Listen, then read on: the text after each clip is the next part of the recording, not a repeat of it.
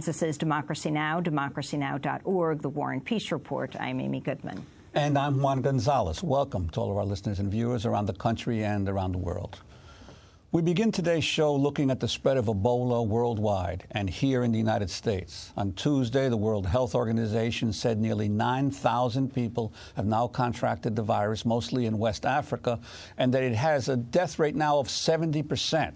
They estimated there could be up to 10,000 new Ebola cases per week in the coming months, up from a current 1,000. This morning, authorities announced a second healthcare worker at Texas Health Presbyterian Hospital has tested positive for the disease after caring for Ebola patient Thomas Eric Duncan in Dallas. The Centers for Disease Control has identified what it calls a large group of other workers involved in Duncan's care who may be at risk. This comes as the country's largest nurses union, National Nurses United, says hospitals have failed to protect workers from the virus. In a conference call Tuesday, the union's co-president, Deborah Burger, said nurses at the Dallas hospital described how they had to use medical tape to secure openings in their flimsy garments and were worried that their necks and heads were exposed as they cared for a patient with explosive diarrhea and projectile vomiting. Burger outlined how the hospital lacked the proper protocol to handle Ebola cases. When Mr. Thomas Eric Duncan first came into the hospital, he arrived with a temperature that was tested with an elevated temperature but was sent home. On his return visit to the hospital, he was brought in by ambulance under suspicion from among his family he had Ebola. Mr. Duncan was left for several hours, not in isolation, in an area where other patients were present. Subsequently, a nurse supervisor arrived and demanded that he be moved to an isolation unit, yet faced resistance from other hospital authorities. Lab specimens from Mr. Duncan were sent through the hospital tube system without being specifically sealed and hand-delivered. The result is that the entire tube system, which all the lab specimens are sent, was potentially contaminated. There was no advanced preparedness on what to do with the patient. There was no protocol. There was no system. The nurses were asked to call the infectious disease department. The infectious disease department did not have clear policies to provide either. Initial nurses who interacted with Mr. Duncan wore generic gowns used in contact droplet isolation, front and back, 3 pairs of gloves with no taping around the wrists, surgical masks with the option of an N95 and face shields. Some supervisors said that even the N95 masks were not necessary. That was National Nurses United co-president Deborah Burger. The union conducted a survey in the past few days of some 2,000 healthcare workers in 46 states and found more than 70% said they were not given adequate training about Ebola. More than a third said their hospitals lacked sufficient supplies of face shields and fluid-resistant gowns to handle patients with the Ebola virus.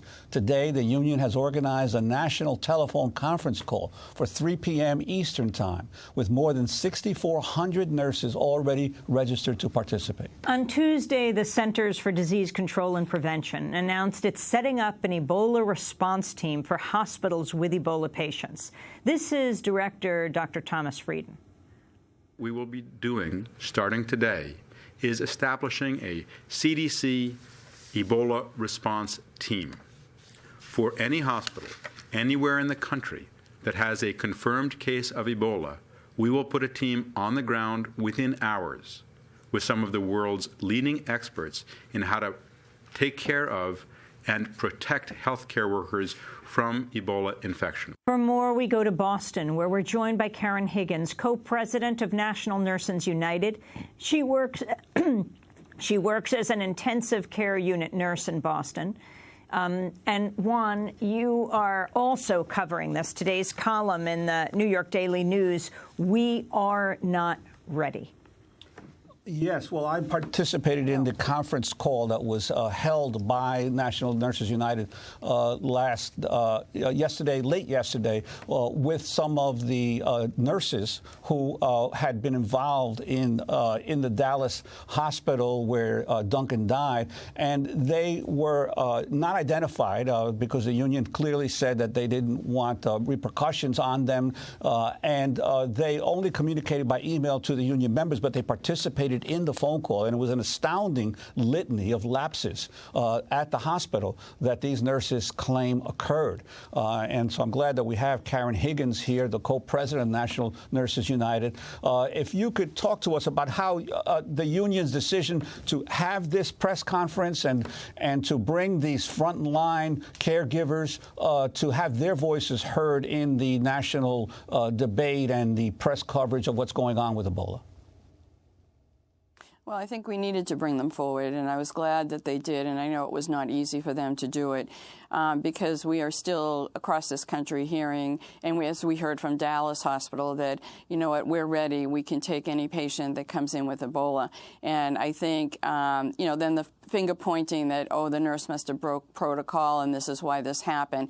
And the issue is, no, you just did not, you were not and are not prepared to take these patients. There is a higher level of what these patients require for care as far as protective equipment and as far as training, and we did not do it. And the concern we have is that, Dallas can be repeated in any hospital, and especially, I would say, the vast majority of hospitals in this country who will continue to say they're ready and will put us in the same, into the same situation unless we take this on and make sure that everybody is trained and getting the best equipment we can possibly give them. After news emerged that Nina Pham had contracted Ebola, Thomas Frieden, the director of the Centers for Disease Control and Prevention, said the transmission was the result of, quote, a breach in protocol. Let's go to a clip.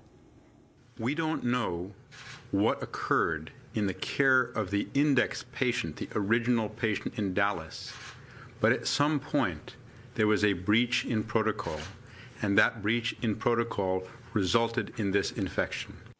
Frieden later apologized for suggesting the nurse was at fault. We haven't heard anything from the doctors there. Karen Higgins, can you respond? Well, I think that, unfortunately, everybody is trying to not respond, I think, out of fear more than anything. But I think that, he was wrong to make that statement.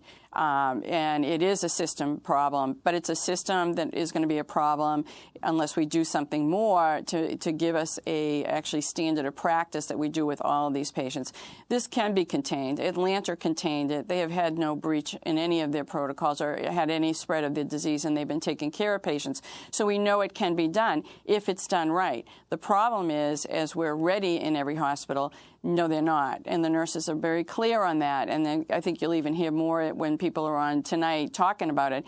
They don't feel ready. They don't feel they have the equipment. And on top of it, the most important thing is I need to be trained, and I need one-on-one training. I don't need an email. I don't need a videotape. I don't need a memo. I need one-on-one training, and I need to know that when we're removing and putting on this equipment, we're doing it safely, but that I also have the equipment that keeps me safe. And that is not just for nurses, but for all health, all employees that have to have any contact with this patient. And Karen Higgins, I'm wondering if you could comment on some of the allegations of the nurses of what actually happened in the days when Thomas Eric Duncan was at the Texas hospital. They talk about the fact that he came in an ambulance. This is the second time he'd come to the hospital with his family, saying that they believed he had Ebola, and yet he was kept for hours in the emergency room among other patients, not isolated immediately. And even when a nurse supervisor complained and said he has to be put in isolation, that there was resistance from her supervisors to that.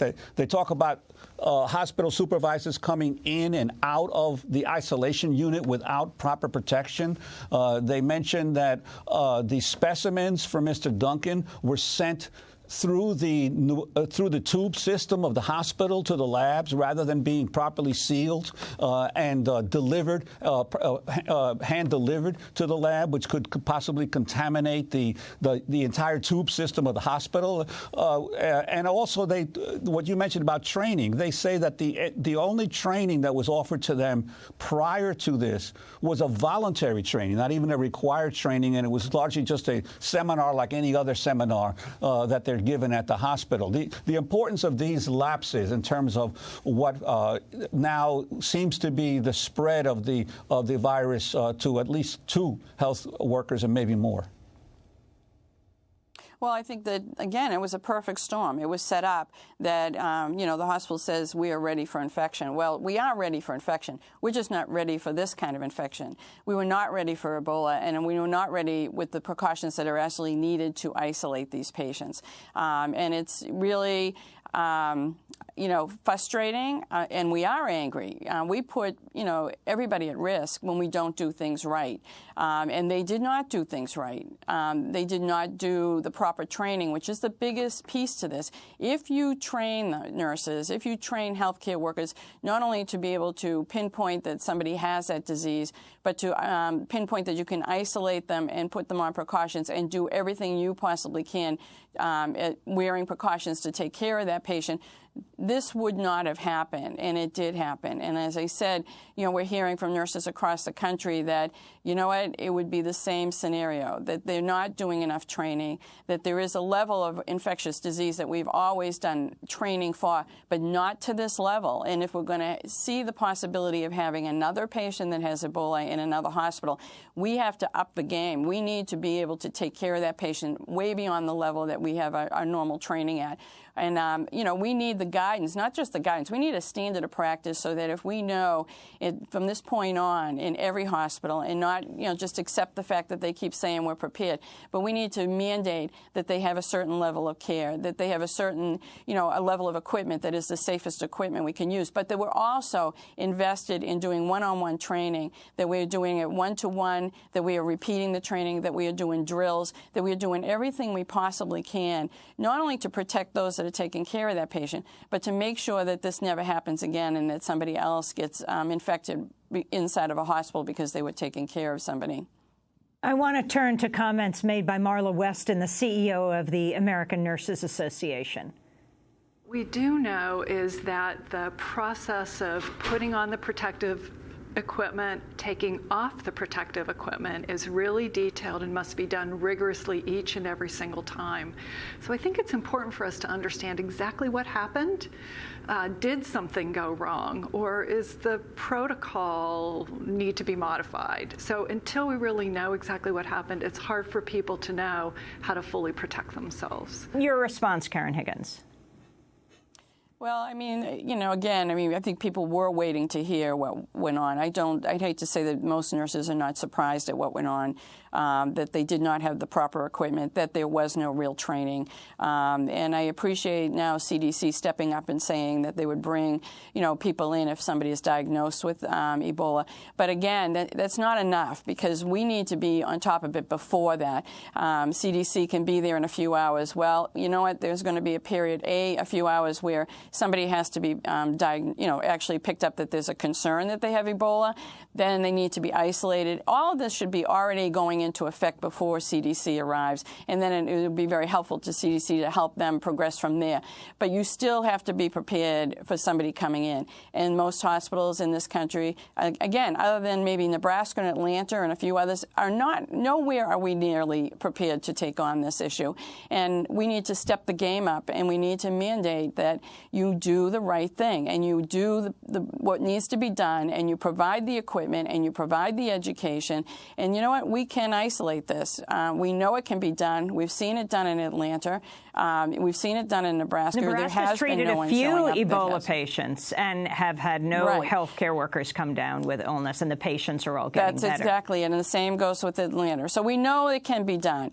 We just need everybody to make a commitment, and we need CDC to make a stand that we are following, the same kind of protocol as far as equipment and actually the rigorous training, because it is true, taking it off and putting it on. And what they recommend is not only having the good equipment, but they have somebody else always be with that person when they're dressing and when they're undressing to make sure that they are safely doing it. Nurse Higgins, we have to break, commitment. but we're going to come back with you as well as another guest. Karen Higgins is co-president of the National Nurses United. She works as an intensive care unit nurse in Boston, where she's speaking to us from. We'll be back in a minute.